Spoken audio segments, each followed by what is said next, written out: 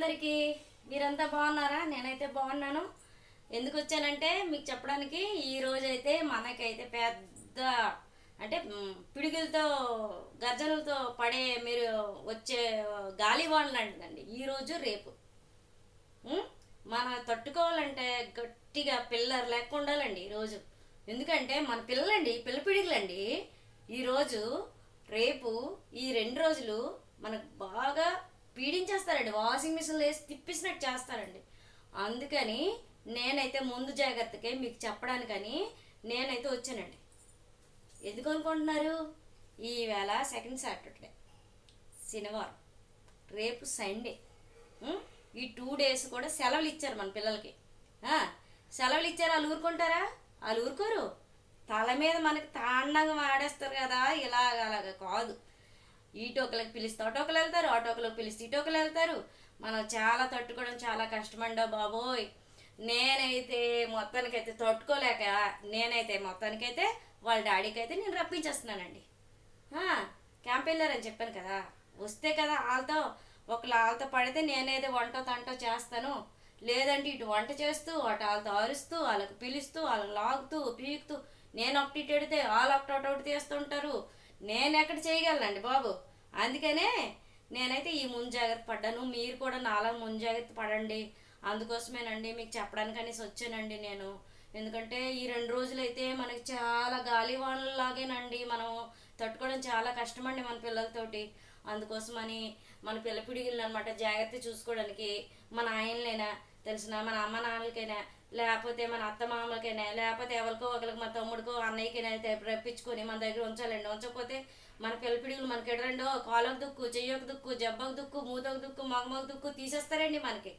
అందుకోసమే వాళ్ళతో పడలేకే నేనైతే మొత్తానికైతే మా బుజ్జికైతే నువ్వు వచ్చే బుజ్జి ఈరోజు ఎలాగైనా రాకపోతే మొత్తానికి వీళ్ళతో నేను సాధించలేను. ఈరోజు నాకైతే రోడ్లు రుబ్బేస్తారు బాబు అని చెప్పేసాను. నేనైతే భయపడిపోయి చెప్పేశానండి. అందుకే ఇగోండి నేను గుడ్కు పుజుడు వేడి నీళ్ళు తాగాలి కదా, అందుకే నేను వేడి నీళ్ళు పెట్టుకుంటున్నానండి. ఎందుకంటే మరి వేడి నీళ్ళు పెట్టుకోకపోతే వాళ్ళతో మాట్లాడలేము, గొంతు నొప్పి ఎక్కువైపోతుంది రోజంతా. అందుకోసం అనేసి నేనైతే బాగా వేడి నీళ్ళు మరబెట్టుకుని ఉంచుకుంటున్నానండి. ఎందుకంటే వేడి నీళ్ళు మనం ఈ రోజంతా బొక్కడు తాగలేదనుకోండి, వాళ్ళతో అరిసి మన నోరు ఇంకా మన గొంతు ఇంకా నొప్పి అయిపోద్దండి, గొంతు ఎండిపోద్దండి. అందుకే అండి ఇగోండి నేనైతే వేడి నీళ్ళు అయితే పెట్టేసుకున్నానండి. ఇగోండి ఇంకో తెప్పలతో కూడా ఉంచేసుకున్నానండి నీళ్ళు. ఈ 2 రోజులు కరెక్ట్గా చక్కగా మరగబెట్టుకొని మంచిగా వేడి నీళ్ళు ఉంచుకోవాలండి. మనం బొక్కడు తాగాలి, లేకపోతే మన నోరు ఆరిపోతాయి, మన గుండె ఎండిపోయి మనం అయితే బుట్టుక్కులు ఆడిపోతాము ఈ 2 రోజులు. మరి ఏటనుకుంటున్నారు? మన పిల్లలు అలాంటి పిల్లలు అనమాట. మనం బయటకు పంపిస్తే ఒక భయము, ఏ పిల్లలు ఏడు కొట్టేస్తారా తిట్టేస్తారా, వాళ్ళకి వీళ్ళు కొట్టేస్తారా తిట్టేస్తారా, వాళ్ళకి రంపానే ట్రాపేసి వెళ్ళిపోస్తే మన ఇంటి మీద కాలు వెళ్ళిపోస్తారేటో భయం కదా. అందుకని మన పిల్లల దగ్గర మనం ఉండాలి. అంతే వేడి నీళ్ళు గట్రా సజ్జ చేసుకొని మనం చక్కగా వాళ్ళతో పాటు మనము కూడా అటు వెళ్తూ ఇటు చూసుకొని వాళ్ళ దుక్కు ఈ పక్క వండుతుండి ఆ పక్క వాళ్ళకి ఉండలేకే ఇప్పుడు అనమాట మన వాళ్ళందరినీ రప్పించుకోవాలి, మన దగ్గర పెట్టుకుంటే మన పిల్లలు వాళ్ళు చూస్తుంటే మనమేమో వండుతాము, పనులు చేస్తాము, వాళ్ళకి వడ్డేస్తాము, అన్ని చేస్తాం. కానీ లేదంటే ఇటు వంట చేయలేము, వాళ్ళకి వడ్డించలేము, వాళ్ళకి టిఫిన్ ఎట్టలేము, వాళ్ళకి పాలు మరగబెట్టి ఇవ్వలేము, ఏటి చేయలేమండి. అటు గిన్నెల దోమలాగా ఇటు కన్ను మూసి శారసంలాగా గేట్ తీసుకుని బయటకు వెళ్ళిపోతారండి ఆటకనేసి. ఆ ఆటకి వెళ్ళారంటే మనకు భయం కాదండి. ఇక పిల్లలు అందరూ ఒకలాంటలే కదా, గొడవలు ఆడుకోవడమో కొట్టుకోవడమో తిట్టుకోవడమో జరుగుతుంది పిల్లలు. అందుకోసం అని పిల్లలు మనం బయటికి పంపకంట లోపలే మనతో పాటు వాళ్ళకి ఆడిపించుకొని మనము వాళ్ళకి ఆడిపించాలా, వాళ్ళకి ఎంజాయ్ ఇవ్వాలి మనం ఈరోజు రేపు.